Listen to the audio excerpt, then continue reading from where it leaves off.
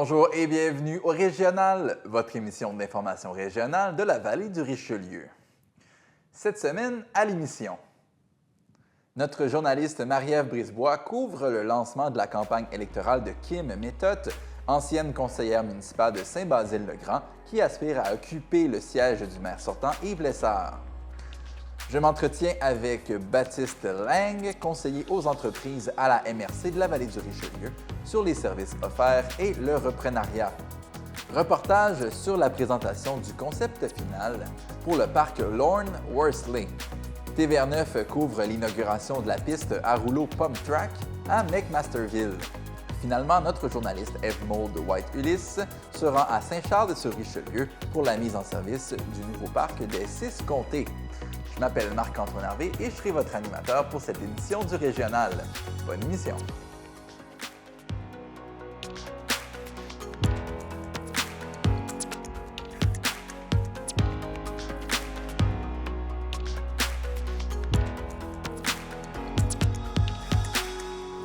Comme à l'habitude, TVR9 vous propose un tour d'horizon de l'actualité dans la vallée du Richelieu. La passion du nautisme a rassemblé des centaines d'adeptes samedi le 20 septembre dernier dans la vallée du Richelieu.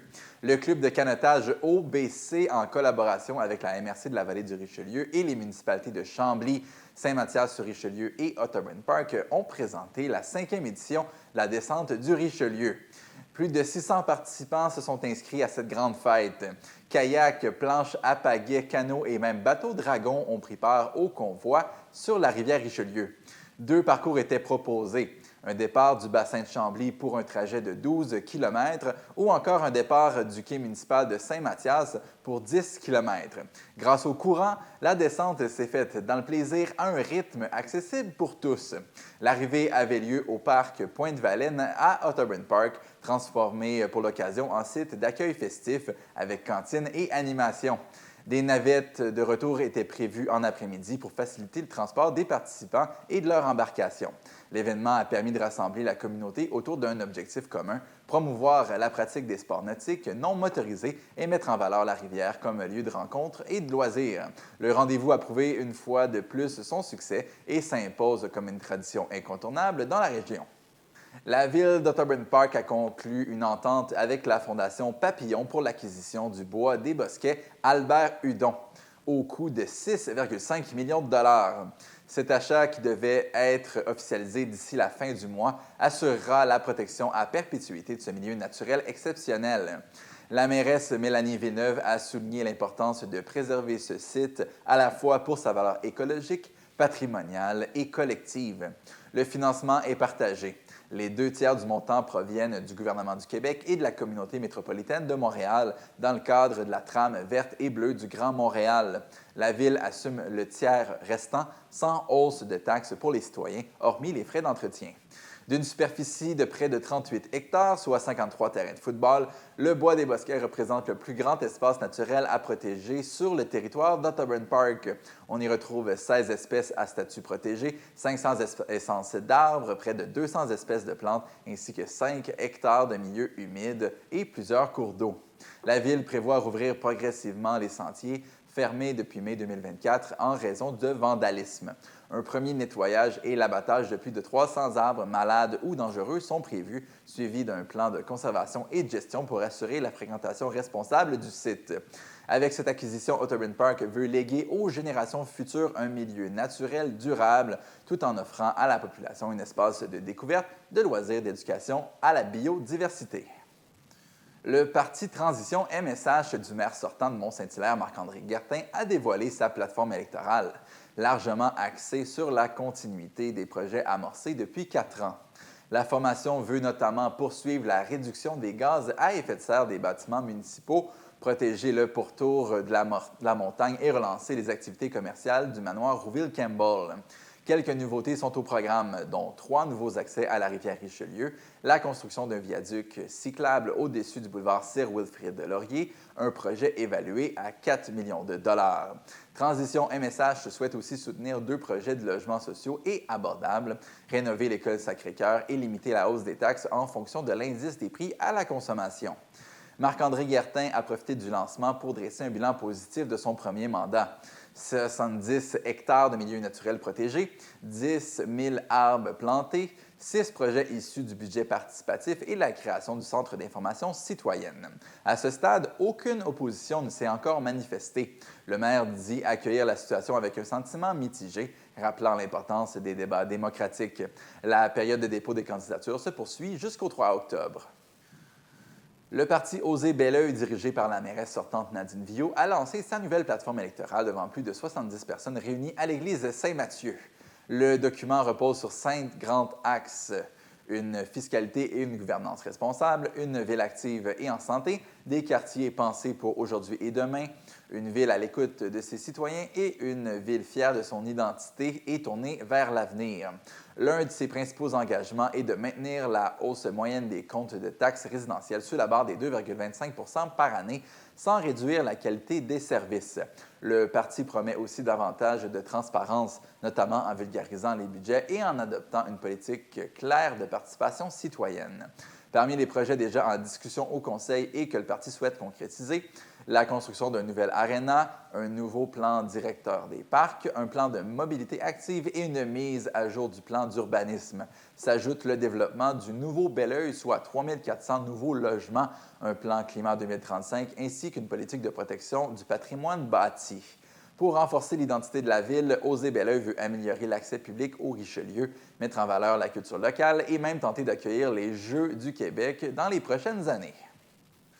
Franc succès pour la journée Terry Fox dans la vallée du Richelieu.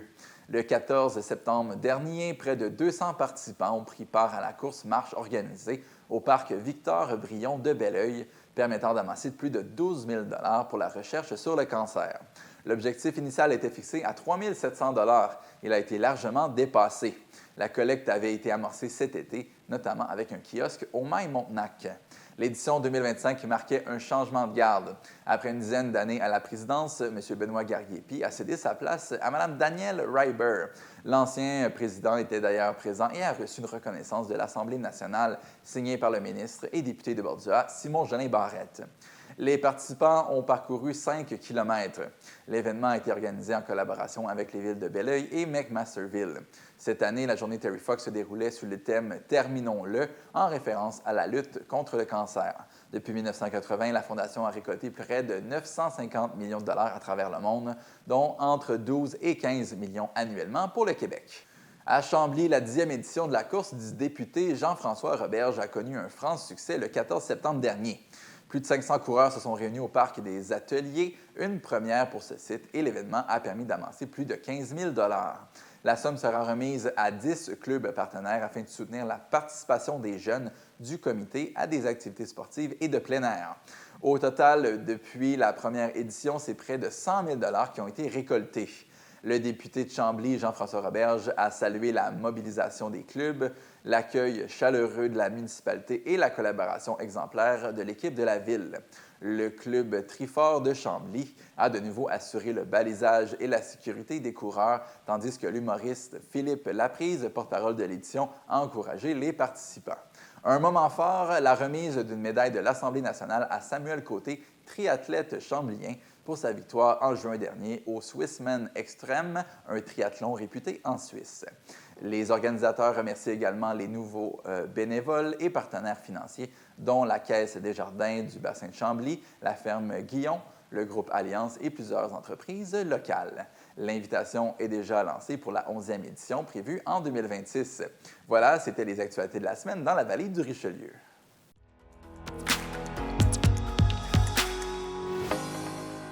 Aujourd'hui, à Saint-Basile-le-Grand, on est avec l'Alliance Kim Méthode pour votre lancement, en fait, de campagne électorale. Qu'est-ce qui vous a amené à vous impliquer davantage puisque vous étiez déjà conseillère? En fait, j'étais déjà conseillère et puis dans les derniers mois, il y a une équipe qui s'est formée avec les candidats que vous avez pu rencontrer aujourd'hui. Et puis moi, j'avais l'intention de me présenter comme conseillère encore une fois au sein de cette équipe-là. Puis dans les dernières semaines, M. Lessard, comme vous le savez, a choisi de prendre une retraite bien méritée. Moi, j'aurais continué avec M. Lessard, mais l'occasion s'est présentée. En fait, j'ai toujours eu un intérêt pour la politique. C'est une chose à laquelle je réfléchissais depuis longtemps. éventuellement me présenter à la mairie. Puis bien, avec l'annonce de M. Lessard, ayant l'équipe derrière moi aussi qui m'encourageait à le faire, j'ai décidé de faire le saut pour pouvoir poursuivre mon travail ici, puis poursuivre sur la belle lancée sur laquelle on est en ce moment à Saint-Basile, puis pouvoir continuer à contribuer à ma ville et ma communauté. Donc, de quelle façon vous avez tout d'abord été initié à la politique municipale? Pour ceux qui nous écoutent, qui seraient un peu craintifs, de quelle façon vous avez été interpellé pour vous engager? Ça a commencé à travers un comité, en fait. Puis j'invite les gens à s'impliquer au sein des comités. On a toujours besoin de gens. Moi, j'ai commencé avec le comité de la culture. Dans les premières années où je suis arrivée ici, je crois que c'était en 2020 ou 2021, j'ai commencé avec le comité de la culture à Saint-Basile et puis il y avait des conseillers qui étaient là, dont Richard Pelletier, qui est aussi le président de la Société d'histoire. Richard était conseiller à l'époque et il avait pris la décision de ne pas se représenter. Donc, je lui ai posé des questions à savoir, bon, qu'est-ce que ça impliquait, puis c'était quoi le travail d'un conseiller, quel est son rôle dans la communauté puis pour la ville.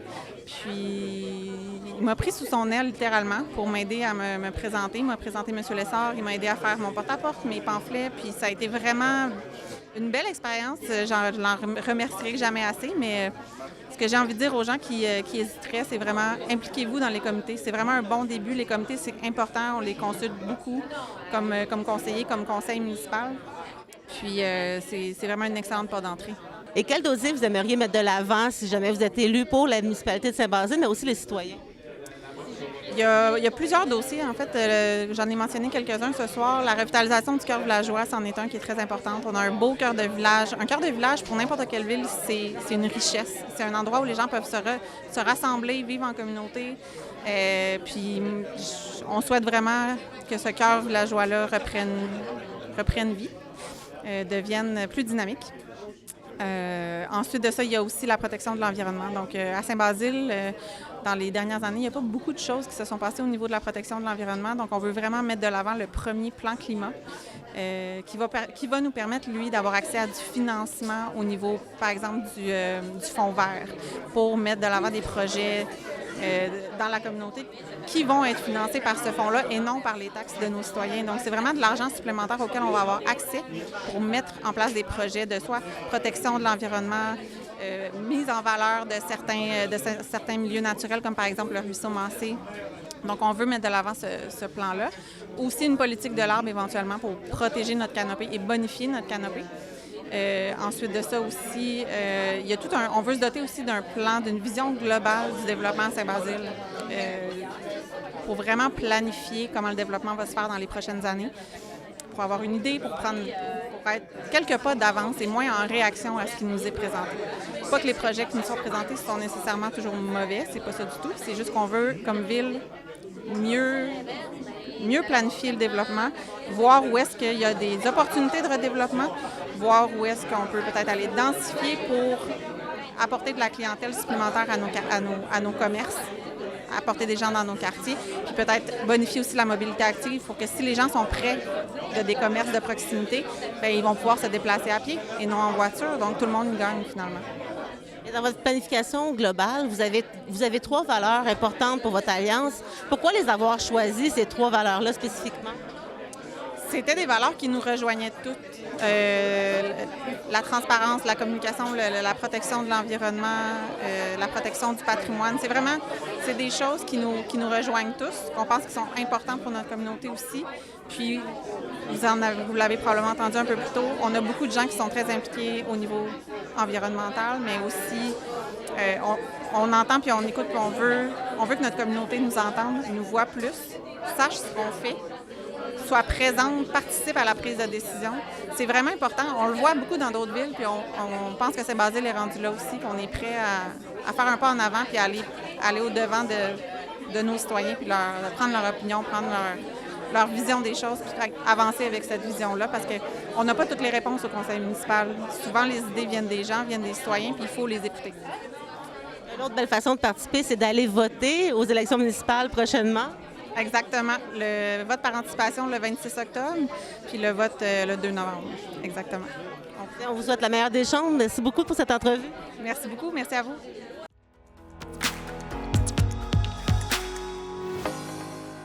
Monsieur Baptiste Lang est conseiller aux entreprises à la MRC de la Vallée du Richelieu. Il se joint à nous en studio. Bonjour, Monsieur Lang. Bonjour. Ce matin, c'était le matin entrepreneurial. Comment ça s'est passé avec les entrepreneurs de la région?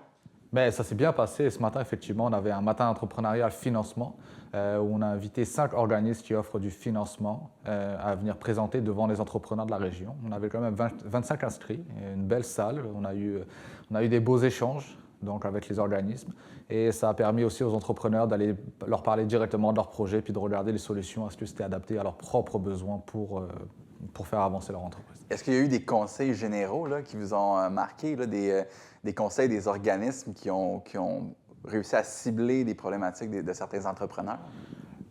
On est resté assez large dans les discussions. L'objectif, ce n'était pas nécessairement de prodiguer des conseils, mais de regarder les différentes approches des différents organismes. Il y en a qui vont offrir des montants plus petits pour certains types de projets et d'autres, on avait notamment la BDC qui offre du financement vraiment à hauteur de millions de dollars. Donc, vraiment, essayer d'offrir la possibilité aux entrepreneurs de regarder en fonction de leurs besoins, de leurs projets, de où ils sont rendus, quel est le ou les bons organismes. C'était aussi une des choses qu'on a démontré, c'est qu'ils étaient capables de travailler ensemble sur des montages financiers et de faire de l'accompagnement en commun.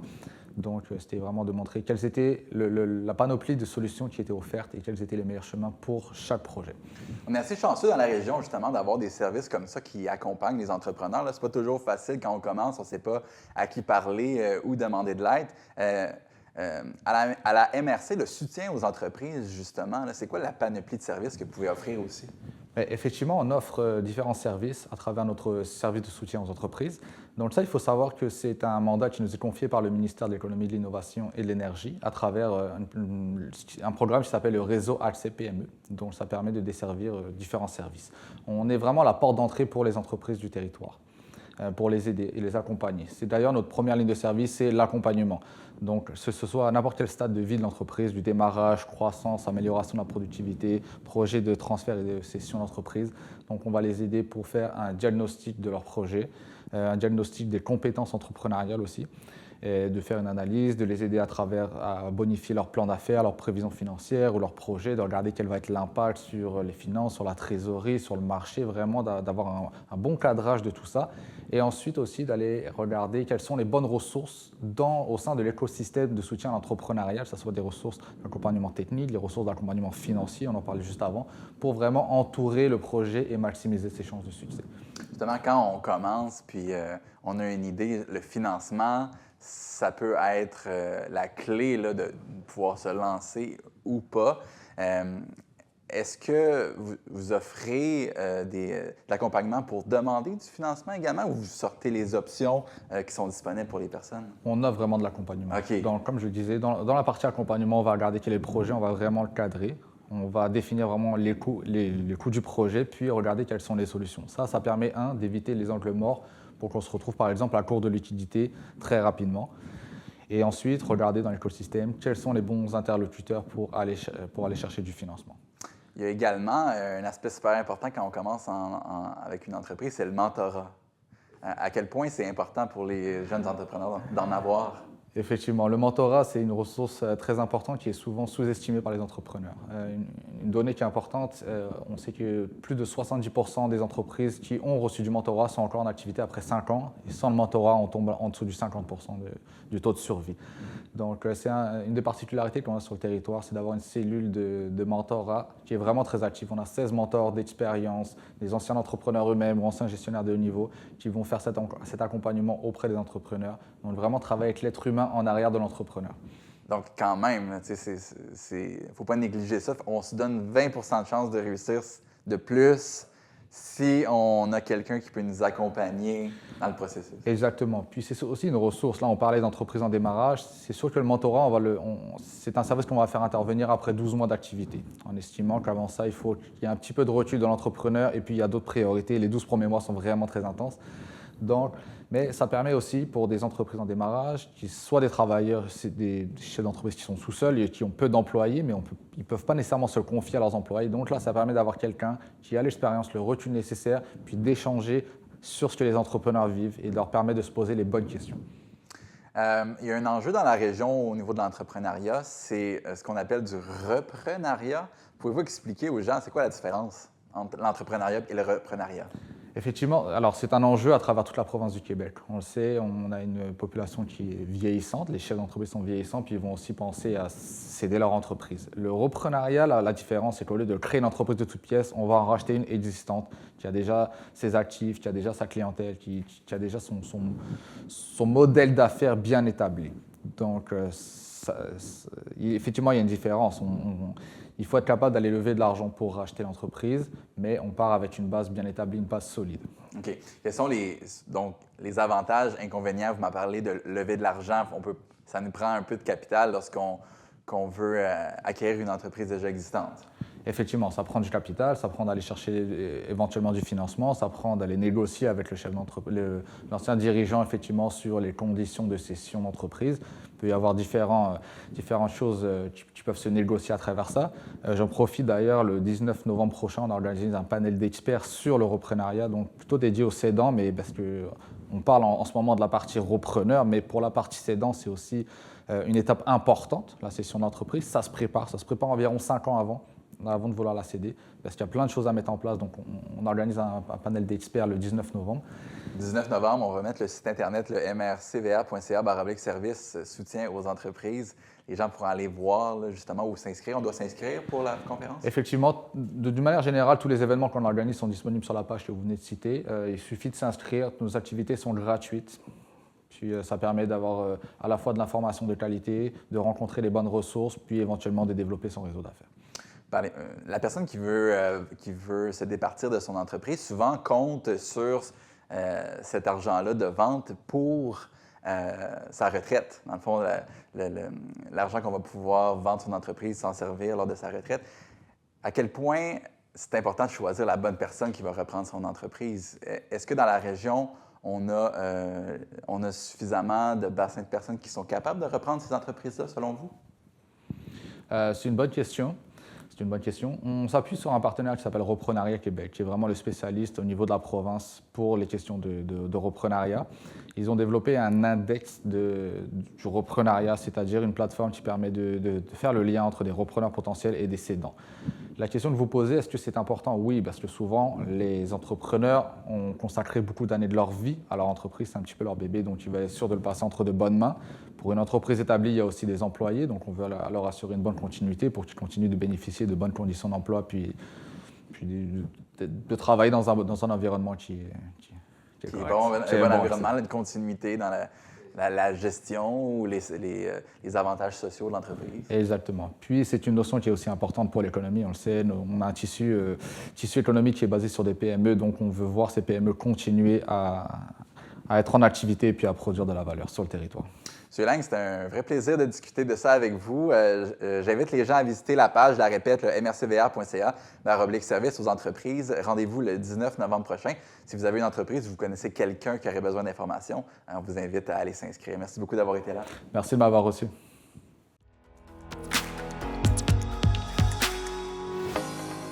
On se trouve au centre des loisirs de Belleuil pour l'inauguration du plan final du parc Lorne Worsley. Une consultation publique a été tenue pour avoir les meilleures idées des citoyens pour pouvoir améliorer le plan. Et c'est aujourd'hui qu'on nous dévoile les images en primeur. Rappelons-nous que la ville compte accueillir plus de 15 000 nouveaux citoyens à Belleuil d'ici 2034. Suivez-nous à l'intérieur, on va aller voir de quoi ça a l'air. Michèle Roux-Bordage est directrice des loisirs à la Ville de Belleuil. Bonjour, Madame Roux-Bordage. Bonjour. On se trouve en avant du plan. On voit, là, il y a beaucoup d'informations là-dessus. Pouvez-vous nous décrire là, ce qui était important d'inclure dans le parc de façon prioritaire? Bien oui, bien sûr. Donc, il faut penser que cette démarche-là s'inscrit dans un plan d'amélioration des infrastructures récréatives. On commence par le parc Lorne Worsley, donc qui est vraiment sur le terrain de la commission scolaire et de la ville, donc à côté de la Polybelle, ce qui est un grand avantage pour nos jeunes. Donc, en fait, un des objectifs, il faut remplacer l'aréna actuelle. Elle est vraiment en fin de vie. Donc, au lieu elle est ici. Et nous, on en reconstruit une à 2 glaces, donc pour répondre aux besoins du hockey et de l'école. Donc, le gros changement, c'est que l'aréna va aller au bord de la rue Yvon-Lheureux, le stationnement derrière. Et on a les terrains de soccer, on a des terrains de volley-ball qui vont être en construction très bientôt parce que c'est l'école a obtenu, a gagné, dans le fond, un projet de participation citoyenne qu'on a lancé au printemps.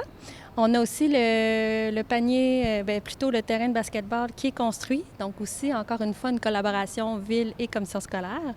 Et dans le fond, bien, vous avez les terrains on a des mini-soccer, des terrains de soccer à 11, le terrain synthétique pour le football, 3 terrains de baseball qui a changé l'orientation si on se fie à aujourd'hui. On a une grande nouveauté aussi, un parc intergénérationnel. Donc, vraiment qui favorise des aires de détente, aussi des sentiers qui permettent de communiquer avec l'ensemble du parc. On a aussi des jeux, donc c'est vraiment pour tous les âges. Et on n'a pas encore déterminé la vocation de l'aréna actuelle parce que ça s'inscrit aussi également dans un plan directeur des parcs. Donc ça, on va se donner ça pour se donner une vision, pour bien mettre toutes les infrastructures aux bonnes places selon les besoins. Donc, on se laisse encore la possibilité de voir qu'est-ce qu'on fait avec l'aréna existante qu'on veut reconvertir. On peut imaginer un gym multifonction pour des sports de glace qui se pratiquent en été, etc. Et aussi le parc de l'Art Saint-Laurent qu'on se réserve pour des projets futurs. Donc, il y a encore de la place à l'innovation puis aux futurs besoins. Et ce qui est intéressant dans la démarche, c'est qu'on a aussi intégré, consulté les organismes utilisateurs. Donc, on peut penser au club de soccer, aux pirates, bien sûr au baseball. Donc, ils nous ont aidés à s'assurer que ce qu'on propose ce soir correspond aux besoins. Bien, moi, je vois ça. Je trouve que ça a l'air bien organisé. De où on part? Comment on fait pour savoir comment bien disposer de tous ces terrains-là pour que ça soit organique?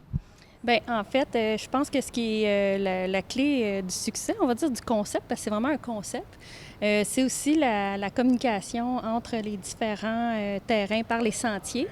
Puis on veut aussi favoriser le transport actif, là. Donc on peut imaginer qu'il va y avoir aussi des places pour se stationner. Puis on va faire aussi une étude de circulation pour s'assurer que ça n'engorge pas non plus le quartier autour.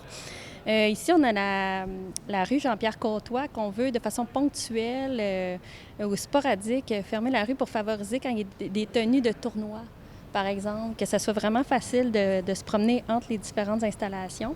Puis comme je vous disais, bien, vu qu'on a consulté les organismes, ça nous a vraiment permis de comprendre leurs besoins actuels et futurs, que ce soit au niveau de la disposition des terrains et des grandeurs. Combien de travail ça représente, là, arriver avec un plan comme ça, en termes de temps? Bien, je pense que concrètement, c'est vraiment, on a mandaté une firme pour nous concevoir ça. Il y a eu des consultations, mais il faut penser que ça, à l'origine, ça date de même 2022 quand on a fait une étude de besoins, puis qu'on est allé faire un portrait de savoir si notre offre de service correspondait aux besoins. Donc, ça s'inscrit vraiment, puis ça, on peut penser que c'est d'un horizon d'à peu près 10 ans. Parce qu'on ne peut pas tout faire ça du jour au lendemain. Il faut déplacer des organismes, il faut les replacer. Puis on pense que c'est vraiment un endroit qui va favoriser l'optimisation des espaces en raison qu'on est collé sur sur la Polybelle, excusez. Donc ça veut dire que le jour, l'aréna va être occupée par nos jeunes, le soir par nos organismes. Et en plus, on fait un échange de terrain avec la commission scolaire. Fait que tout le monde est gagnant là, à faible coût. Ça va coûter cher, là, mais disons qu'on essaye de voir ce qu'on peut faire. Vous, là, vous êtes la directrice des loisirs, mais j'aimerais savoir à quel point vous voyez ça comme un investissement. C'est un investissement pour les jeunes, leur permettre de faire du sport, la santé. Qu'est-ce que ça représente? Bien, je pense que ça permet aussi d'être en phase avec les besoins futurs de nos citoyens, mais même d'avoir peut-être des infrastructures les vieillissantes vont être remplacées, vont être rénovées, vont être optimisées, vont coûter moins cher énergétiquement, puis même avoir une vocation plus écologique. Mais il faut dire aussi qu'on vise aussi un aspect de régionalisation, là. Donc, on le sait qu'on attire plus que les Belles-Lois, on attire aux alentours. Et en plus, avec l'intergénérationnel, on s'assure que la famille qui se déplace, bien, tout le monde est content. Tout le monde, on favorise la détente, le sport. Puis aussi, ce qui est intéressant, c'est que c'est une belle vitrine pour nos organismes sportifs. On peut penser qu'ils pourraient inviter les tournois, tout ça, c'est une belle vitrine pour Belleuil aussi, là, le tourisme, le développement, tout ça. Est-ce qu'on a consulté, est-ce qu'il y a des voisins autour? Est-ce que ces personnes-là vont avoir, par exemple, avoir plus d'achalandage? Comment ça va se passer pour eux? Bien, on peut penser que la consultation, là, quand on a tenu la consultation au mois de juin, on les a invités à se prononcer. C'est sûr qu'il y a des enjeux. C'est pour ça qu'on veut faire une étude de circulation. On s'assure de bien identifier les stationnements. On s'assure aussi de ne pas trop compacter là, le terrain. Au départ, on devait avoir du pickleball, de la pétanque, puis on a décidé de relocaliser ça ailleurs, justement, pour un peu désengorger. Mais en même temps, sur plan, ça paraît compact. Puis lorsque vous voyez les modélisations, on voit bien là, que c'est dégagé, qu'on peut se promener et tout ça. Fait que ça a l'air bien... bien compact, là, mais c'est parfait. Tu sais, c'est un pôle sportif, là, sans en être un officiellement. Puis je pense qu'une ville qui se dote des infrastructures performantes peut en être fière. Puis je pense que ça va attirer, ça va renouveler les jeunes, puis les familles. Puis même, tu sais, on parle des jeunes familles, mais c'est de tous les âges qu'il faut faire du sport, là, puis se promener. Exact. C'est un investissement pour tout le monde, pour la santé de tout le monde. Puis c'est ça témoigne d'une ville qui a à cœur de... les loisirs, c'est essentiel pour la plupart des gens. C'est un moyen de décompresser. Ça va au-delà de la santé. C'est de la santé, les tissus sociaux. Dans le fond, c'est le bien vivre ensemble, le bien-être. Ça couvre plus que le sport. Super beau projet. J'ai hâte de voir ça. Madame Roux-Bordage, merci beaucoup d'avoir pris le temps de décortiquer ça avec nous. Je rappelle, vous êtes la directrice des loisirs. Puis je vous souhaite tout le bien qui peut arriver avec ce projet-là. Bien, merci beaucoup. Bonne soirée. Maintenant, on rencontre Mme Ève Deschamps, qui est conseillère en participation et liaison avec la communauté. Bonjour, Mme Deschamps. Bonjour. Il y a eu une consultation citoyenne pour recueillir les idées des gens et puis essayer de les appliquer au projet. Ça venait de où, ce besoin-là de sonder la communauté? Bien, en fait, c'est un projet qui est fait pour la communauté. Donc, c'est très important pour la Ville de Beloeil d'impliquer la communauté pour laquelle le projet va être réalisé. C'est le parc Lorne-Worsley, c'est aussi là, un site très important de la Ville, une plaque tournante au niveau sportif communautaire. Donc, le processus a commencé dès 2022 avec une étude exhaustive des besoins. Donc, au niveau de la communauté sport, loisirs, culture et vie communautaire. Donc, à cette étude-là, il y a 70 organismes locaux qui ont contribué et plus de 450 citoyens qui ont répondu à un sondage, qui ont d'abord qui ont permis d'identifier, en fait, là, les besoins prioritaires là, d'aujourd'hui et de demain. Dans les idées qui vous ont été suggérées, est-ce qu'il y en a qui vous a dit « Wow, on n'avait pas pensé à ça » puis que ça a vraiment changé la façon que vous avez vu votre projet? Oui, bien en fait, suite à cette étude-là en 2022, il y a vraiment là, une grande démarche participative qui a été entamée là, au printemps 2025. Donc, effectivement, on a mené une large consultation publique auprès de la population. Donc, autant lors d'une soirée en personne qu'une portion en ligne. Donc, au mois de juin dernier, on a invité les gens à participer. Là, donc, ils ont pu prendre connaissance des premières esquisses et des grandes orientations du concept d'aménagement du parc Lorne-Worsley. On les a invités à participer à des ateliers organisés autour de différentes thématiques. L'objectif, c'était vraiment de recueillir les idées, les suggestions, les commentaires, parce qu'il y avait encore matière là, à bouger les choses. Donc, autant en ligne qu'en personne, on a eu plus de 155 citoyens mobilisés lors de cette activité-là. Et effectivement, là, ça a permis à l'équipe de modifier, bonifier le concept original là, pour en venir au concept qu'on va présenter ce soir. OK. Quand on demande aux gens de donner leurs suggestions, des fois, il y a des drôles d'idées. En avez-vous reçu là, une idée, on devrait mettre une grande roue là, au milieu du parc? Peut-être pas quelque chose d'aussi farfelu, mais c'est sûr que il y a toutes sortes de gens avec toutes sortes de passions et d'intérêts. Donc, il y a eu certaines suggestions farfelues, mais aussi plusieurs orientations là, qui vont pouvoir... on a aussi pu recueillir plusieurs idées qui vont pouvoir alimenter les réflexions pour des étapes subséquentes là, du projet, outre les modifications qui ont été faites là, au plan concept final qu'on présente ce soir. Quand on veut faire un gros projet comme ça, c'est sûr qu'on prévoit qu'il y a beaucoup de gens qui vont venir. Faire une consultation publique aussi, c'est l'occasion de demander aux voisins de venir parce que c'est eux qui auront à être présents, vivre l'achalandage. Avez-vous eu des commentaires à ce niveau-là? Au niveau Des voisinages, comment ça alléger? Ouais. le voisinage au niveau du parc, oui, donc les riverains immédiats du parc, c'est certain que c'est les voisins immédiats, donc c'était très important pour nous de s'assurer qu'ils soient présents. Donc oui, plusieurs résidents là, des rues adjacentes au parc étaient présents.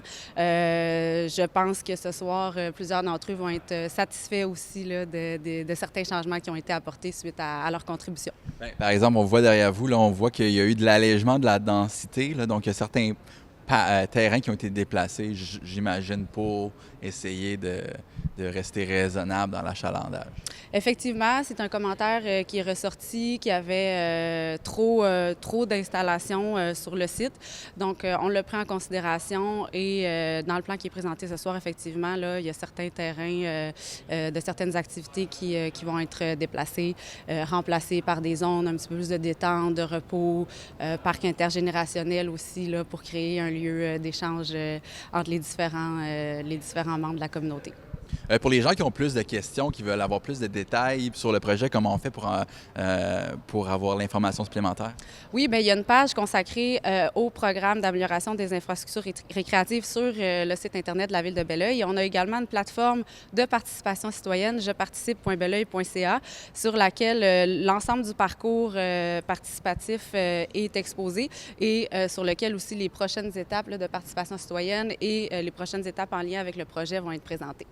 Madame Deschamps, je rappelle, vous êtes conseillère à la participation citoyenne et liaison avec la communauté. Merci d'avoir expliqué votre cheminement, puis je vous souhaite bon succès avec le parc. Ça me fait plaisir. Merci beaucoup.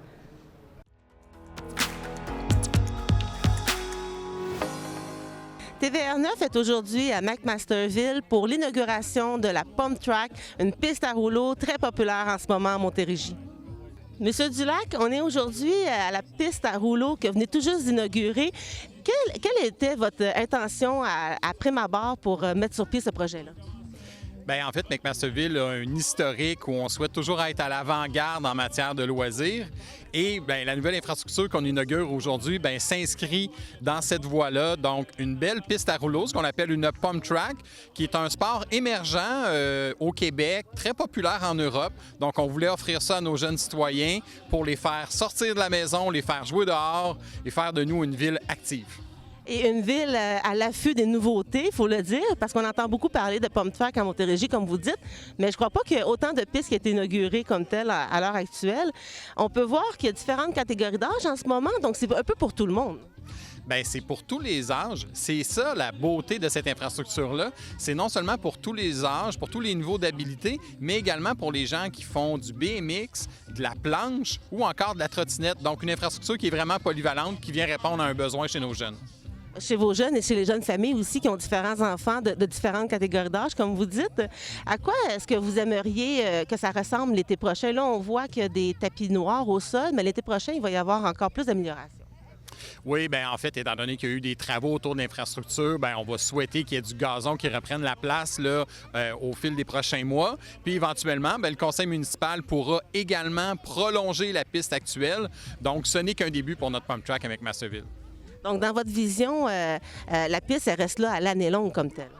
Effectivement, donc c'est une infrastructure qui peut rester à l'extérieur 12 mois par année, qui peut être utilisée seulement en été, par contre, là, pour s'assurer que ça soit une utilisation sécuritaire. Donc, l'infrastructure va rester au cœur du parc Gilles Plante pour les prochains mois. Et comment les parents ils peuvent avoir l'information du fonctionnement? Est-ce que sur votre site web, vous donnez l'information ou est-ce qu'ils doivent s'inscrire avant de venir profiter de la piste?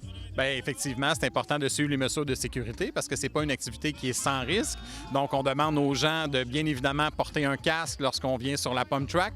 Toutes les consignes de sécurité sont indiquées directement sur le site.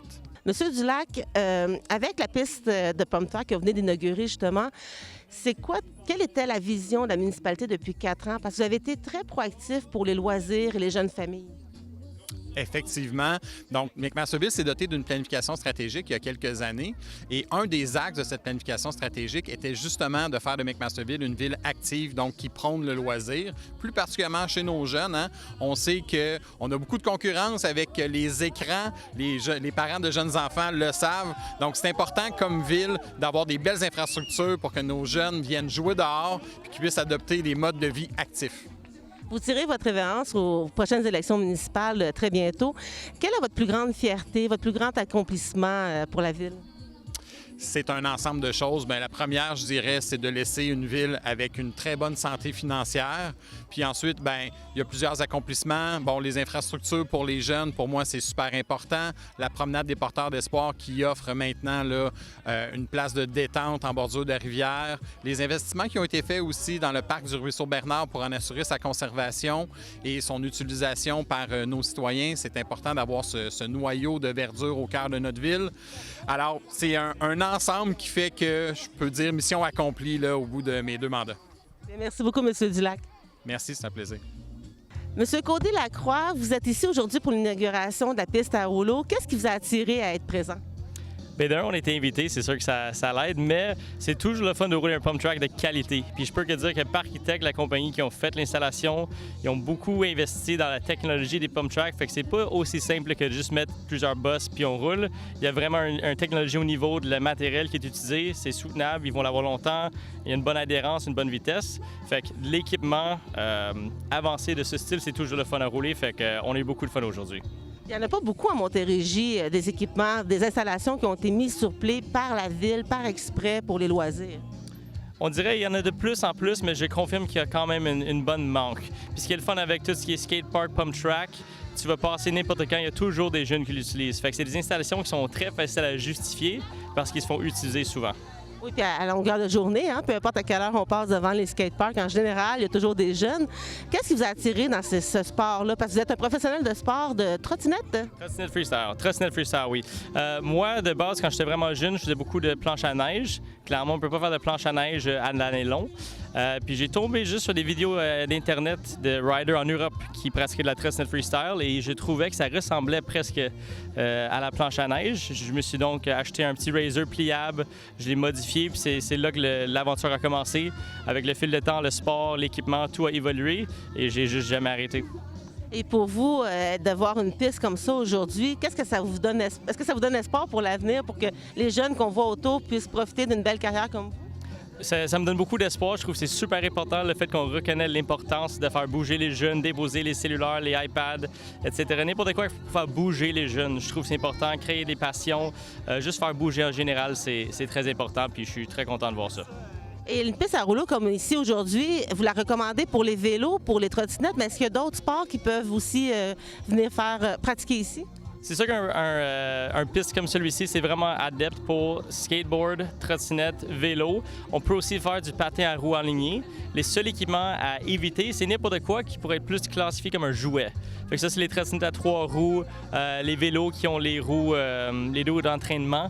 Ça, on va essayer de l'éviter si possible. C'est vraiment fait pour les équipements plus sportifs, si on veut le dire de même.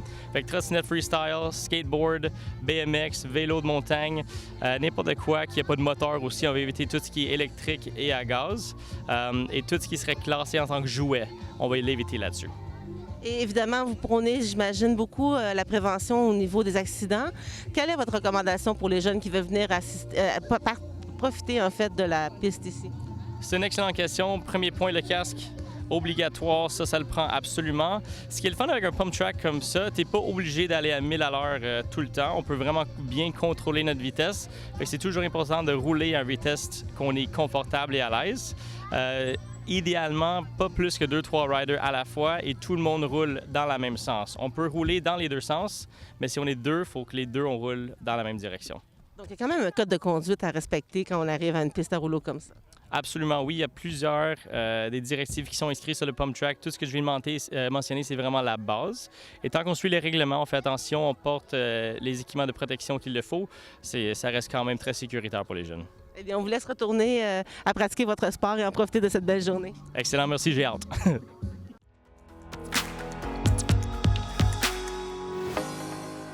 On est présentement à Saint-Charles-sur-Richelieu pour l'inauguration du Parc des Six-Comtés. On s'en va rencontrer la mairesse, Mme Lucier. Madame Lucier, bonjour. Bonjour. Donc, aujourd'hui, on est à l'inauguration du Parc des Six-Comtés. Qu'est-ce que ça veut dire pour Saint-Charles-sur-Richelieu?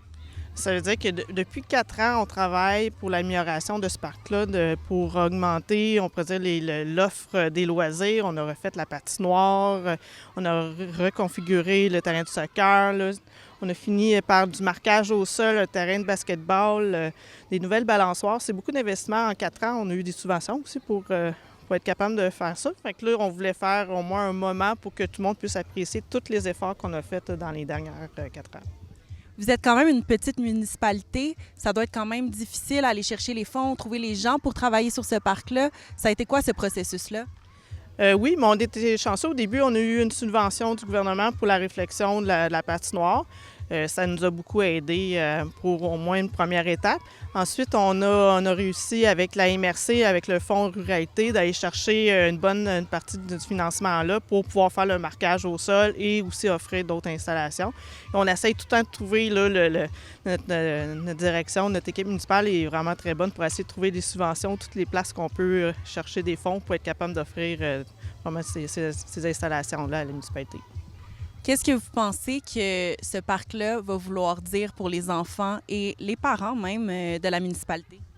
Bien, je pense qu'on tourne, on pourrait dire, ça faisait plusieurs années qu'il n'y avait pas d'investissement. Puis là, je pense qu'on commence à montrer que c'est les parcs qui sont importants, mais aussi que chaque investissement, chaque année, vient aider à l'amélioration.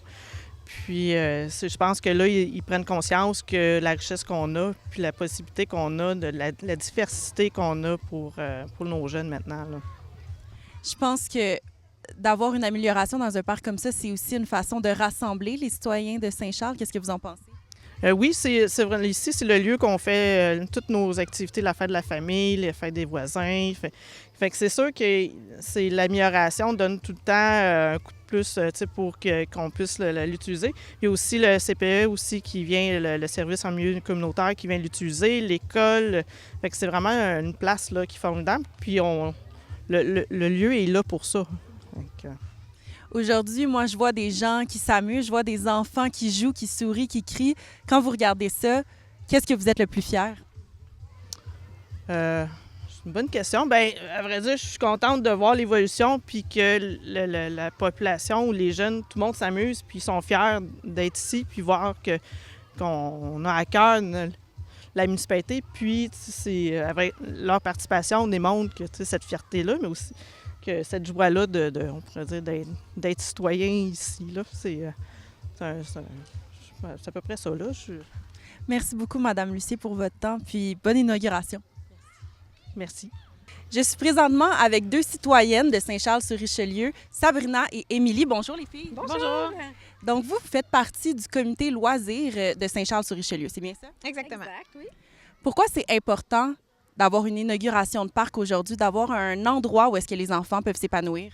Bien, je pense que rassembler tous les jeunes à un même endroit où est-ce que c'est sécuritaire, ils peuvent jouer au hockey, au pickleball, aller se balancer, c'est vraiment pour tous les âges. Je pense que c'est un bel ajout, puis un beau rafraîchissement de notre parc. Pourquoi vous pensez que c'est important pour les citoyens de Saint-Charles d'avoir cet endroit-là? Je pense que c'est le fun de se rassembler à l'extérieur dans un endroit, comme Sabrina disait, sécuritaire, sain et accessible, dans le fond, pour tout le monde. Il y en a vraiment pour tous les âges, des plus petits jusqu'aux plus grands. On peut faire des jeux en équipe, les parents peuvent s'impliquer aussi. Donc, pour nous, les familles, on adore se retrouver ici. Les enfants jouent ensemble, les parents, on supervise, on jase, puis on s'implique avec eux. Vraiment le fun. Pensez-vous que ça va changer quelque chose dans votre quotidien? Est-ce que maintenant, les sorties au parc vont être plus fréquentes? Pour nous, c'est sûr, vraiment. Après l'école, on prenait déjà le temps de s'arrêter un petit peu.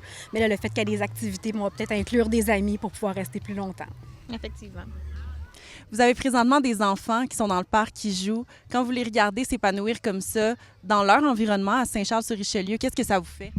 Ah, c'est vraiment un plaisir de les voir. Ça court, ça joue, ça crie, ça rit. C'est vraiment beau à voir. Oui, c'est le fun. Ça crée des liens ensemble, sont, comme je dis, à l'extérieur, sans écran surtout. Puis je trouve que c'est le fun pour eux de pratiquer même des nouveaux sports. Il y a des nouveautés, c'est le fun. Mais merci beaucoup, les filles. Merci à toi. Merci à toi. Je suis présentement avec M. Beauchemin et M. Moreau. Vous êtes conseillers ici à Saint-Charles-sur-Richelieu. Exact. Bonjour. Bonjour. Bonjour, enchanté. Très content de vous connaître. Oui. Donc, qu'est-ce que ça fait aujourd'hui d'avoir l'inauguration d'un parc à Saint-Charles-sur-Richelieu? Bien, moi, comme je le dis, c'est le fun de voir ça aujourd'hui parce que là, le but d'un parc, c'est de faire bouger les gens, peu importe le niveau d'âge. Puis on le voit bien aujourd'hui, nos jeunes sont là, sont présents. On a mis notre parc à jour. On a fait des beaux investissements pour mettre ça le plus radieux possible pour nos jeunes puis nos personnes d'une certaine âge, qu'on appelle ici la zone 50. On a des beaux terrains de pickleball. On a aménagé le tout pour tout le monde. Tout le monde en a pour ça, pour son plaisir. Qu'est-ce que vous pensez que ça fait pour les citoyens d'avoir cet endroit-là maintenant? Bien, c'est vraiment génial. On est à un jet de pierre de l'école. Les jeunes peuvent venir directement, les jeunes et les moins jeunes. En fait, en tant que conseiller, nous, on soutient les désirs et les besoins de la population. Puis regardez, avec une belle réalisation comme ça, tout le monde s'amuse. On est vraiment ravis là, de l'événement. Les deux, vous avez travaillé sur le projet. Quelle était votre implication exactement? Bien, c'est autant comme on peut dire l'orientation envers l'administration. L'administration nous soumet des projets. Nous autres, on les oriente dans ce qu'on a de, comment on pourrait dire, des commentaires des gens. C'est des besoins que les gens ont besoin dans la municipalité qui nous font part. Fait qu'on a orienté le projet. Puis ensuite de ça, moi, pour ma part, c'est sûr que je suis venu participer un peu aussi à mettre en place les pays ou quoi que ce soit, les travaux qu'on a faits durant l'été. Fait que c'est un peu ça en gros pour ma part. Tout à fait, tout à fait. Puis nous deux, on se plaît d'être bénévoles aussi pour l'ensemble des événements, avec les autres conseillers, bien entendu. Puis, tu sais, ne serait-ce que juste la Saint-Jean qu'on a eu ici, c'est un événement là, vraiment formidable. Puis on s'est impliqué de 7 h le matin à minuit le soir, puis c'est très valorisant. Pourquoi vous pensez que c'est important pour les jeunes d'avoir un milieu ici où est-ce qu'ils peuvent sortir dehors, s'amuser en toute sécurité?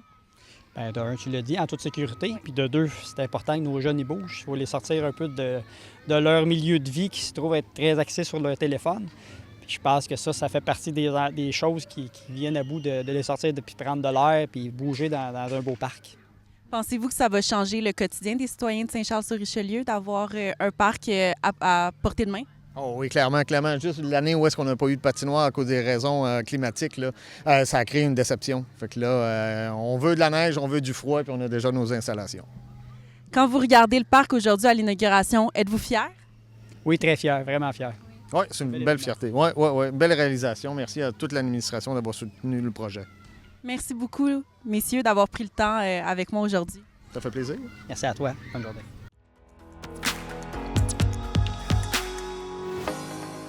Voilà, j'espère que vous avez bien apprécié l'émission de cette semaine. Je vous rappelle que si vous êtes intéressé par le monde des médias, que ce soit devant ou derrière la caméra, TVR9 a besoin de vous. Contactez-nous à l'adresse info@tvr9 pour obtenir toute l'information. Dans tous les cas, on se retrouve la semaine prochaine pour une nouvelle édition du Régional. Bonne semaine.